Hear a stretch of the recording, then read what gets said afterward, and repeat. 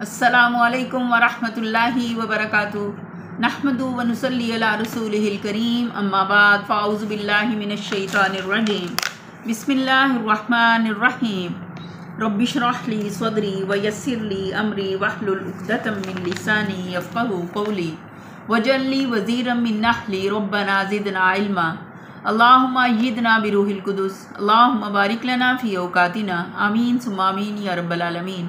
हम पढ़ रहे हैं 17वां पारा सूरह अंबिया। आज हम पढ़ेंगे 51 आयत से।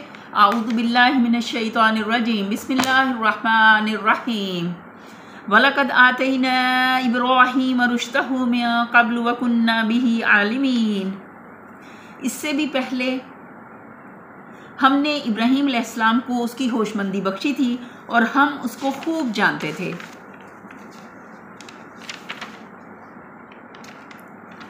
होशमंदी हमने रुश्द का तर्जमा किया है, जिसके मानी है सही और गलत में तमीज़ करके सही बात या तरीके को इख्तियार करना और गलत बात या तरीके से एहतराज़ करना।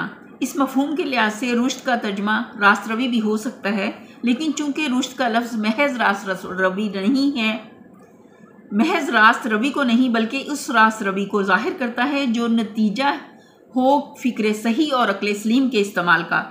इसलिए हमने होशमंदी के लफ्ज़ को उसके मफ़हूम से अक़रब समझा है। इब्राहीम अलैहिस्सलाम को उसकी होशमंदी बख्शी, यानी जो होशमंदी उसको हासिल थी वो हमारी अता करदा थी, उसको अल्लाह ताला अपनी तरफ मंसूब कर रहे हैं। हम उसको खूब जानते थे। अल्लाह ताला के सामने माजी हाल मुस्तकबिल बिल्कुल ऐसे ही है जैसे बिल्कुल सामने की बात। यानी हमारी ये बख्शिश कोई अंधी बाँट ना थी, हमें मालूम था कि वो कैसा आदमी है, इसलिए हमने उसको नवाजा। अल्लाहु आलमु हैसु यजअलु रिसालतहु, अल्लाह खूब जानता है कि अपनी रिसालत किसके हवाले करे। सूरह अल-अनाम में इस बात का जिक्र है 124 आयत में। इसमें एक लतीफ़ इशारा है सरदारान कुरैश के उस एतराज़ की तरफ जो वो नबी सल्लल्लाहु अलैहि वसल्लम से करते थे। वो कहा करते थे कि आखिरी शख्स में कौन से सुरखाब के पर लगे हुए हैं कि अल्लाह हमको छोड़कर इसे रिसालत के मनसब पर मुकर्रर कर दे। इसका जवाब मुख्तलिफ़ मकामात पर कुरान मजीद में मुख्तलिफ़ तरीक़ों से दिया गया है। यहाँ सिर्फ इस लतीफ़ इशारे पर इत्तफ़ा किया गया है कि यही सवाल इब्राहीम के मुतल्लिक़ भी हो सकता था। पूछा जा सकता था कि सारे मुल्क इराक़ में एक इब्राहीम ही क्यों इस नेमत से नवाजा गया, मगर हम जानते थे कि इब्राहीम में क्या अहलियत है, इसलिए उनकी पूरी कौम में से उनको इस नेमत के लिए मुंतखब किया गया। हज़रत इब्राहीम अलैहिस्सलाम की सीरत पाक के मुख्तलिफ़ पहलू इससे पहले बहुत सारी सूरतों में आ चुके हैं। जिस वाक़े का आगे जिक्र किया जा रहा है अगली आयत में देखते हैं। इस क़ाल लिअबीही व क़ौमिही मा हाज़िही तमासीलुल्लती अंतुम लहा आकिफ़ून।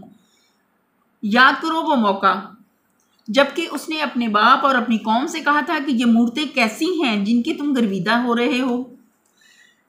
जिस वाक़े का आगे जिक्र किया जा रहा है उसको पढ़ने से पहले ये बात अपने जहन में ताज़ा कर लीजिए कि कुरैश के लोग हज़रत इब्राहीम की औलाद थे। काबा उन्हीं का तामीर करता था। सारे अरब में काबे की मरकज़ियत इन्हीं की निस्बत के सबब से थी और कुरैश का सारा भरम इसीलिए बंधा हुआ था कि ये औलाद इब्राहीम हैं और काबा इब्राहीम के मुजावर हैं। आज इस ज़माने और अरब से दूर दराज के माहौल में तो हज़रत इब्राहीम का यह किस्सा सिर्फ एक सबक आमोज़ तारीख़ी वाक़या ही नज़र आता है, मगर जिस ज़माने और माहौल में अव्वल ये बयान किया गया था, इसको निगाह में रख कर देखिए तो महसूस होगा कि कुरैश के मज़हब और उनकी बरहमियत पर यह एक ऐसी कारी ज़र्ब थी जो ठीक उसकी जड़ पर जाकर लगती थी। क़ालू वजदना आबाअना लहा आबिदीन, उन्होंने जवाब दिया हमने अपने बाप दादा को उनकी इबादत करते पाया है। क़ाल लक़द कुन्तुम अंतुम व आबाउकुम फ़ी दलालिम मुबीन, उसने कहा तुम भी गुमराह हो और तुम्हारे बाप दादा भी श्री गुमराही में पड़े हुए थे।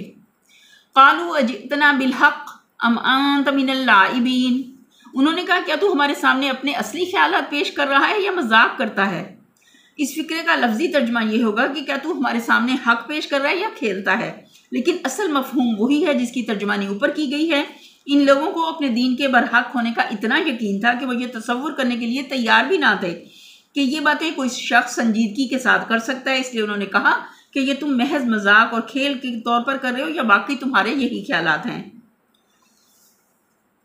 क़ाल रब्बुकुम रब्बुस समावाति वल अर्दिल्लज़ी फ़तरहुन व अना अला ज़ालिकुम मिनश शाहिदीन, उसने जवाब दिया, नहीं, बल्कि फिल वाक़े तुम्हारा रब वही है जो ज़मीन और आसमानों का रब और उनका पैदा करने वाला है।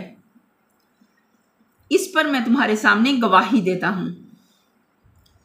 वतल्लाहि लअकीदन्न अस्नामकुम बअदा अन तुवल्लू मुदबिरीन, और अल्लाह की कसम मैं तुम्हारी गैर मौजूदगी में ज़रूर तुम्हारे बुतों की खबर लूँगा। यानी अगर तुम इस्तदलाल से बात नहीं समझते हो तो मैं अमलन तुम्हें मुशाहिदा करा दूंगा कि ये बेबस हैं, इनके पास कुछ इख्तियारात नहीं हैं, उनको खुदा बनाना गलत है। रही ये बात कि अमली तजर्बे और मुशाहिदे से ये बात वो किस तरह साबित करेंगे, तो उसकी कोई तफसील हज़रत इब्राहीम ने इस मौके पर नहीं बताई। फजअलहुम जुज़ाज़न इल्ला कबीरन लहुम लअल्लहुम इलैहि यरजिऊन।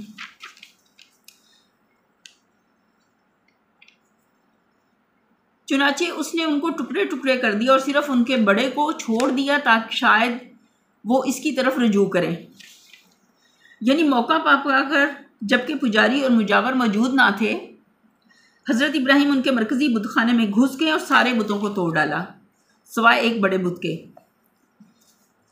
क़ालू मन फ़अल हाज़ा बिआलिहतिना इन्नहु लमिनज़ ज़ालिमीन। उन्होंने आकर बुतों का ये हाल देखा तो कहने लगे, हमारे खुदाओं का ये हाल किसने कर दिया, बड़ा ही कोई जालिम था वो। क़ालू समीअना फ़तन यज़कुरुहुम युक़ालु लहू इब्राहीम। बाज़ लोग बोले, हमने एक नौजवान को उनका जिक्र करते सुना था जिसका नाम इब्राहीम है। क़ालू फ़अतू बिही अला अयुनिन्नासि लअल्लहुम यशहदून। उन्होंने कहा, तो पकड़ लो उसे सबके सामने ताकि लोग देख लें कि उसकी कैसी खबर ली जाती है।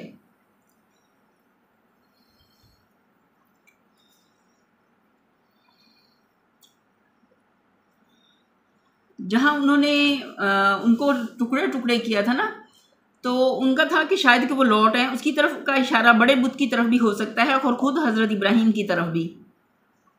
अगर पहली बात को देखें तो ये हज़रत इब्राहीम की तरफ से उनके अकायद पर एक तंज का हम मानी है। यानी अगर उनके नज़दीक वाकई ये खुदा हैं तो उन्हें अपने बड़े खुदा के मतलब ये शुबा होना चाहिए कि शायद बड़े हज़रत इन छोटे हज़रतों से किसी बात पर बिगड़ गए होंगे और सबका कुछ कुचुम्बा निकाल डाला होगा। या फिर बड़े हज़रत से ये पूछें कि हुजूर आपकी मौजूदगी में ये क्या हुआ, कौन ये काम कर गया और आपने उसे रोका क्यों नहीं।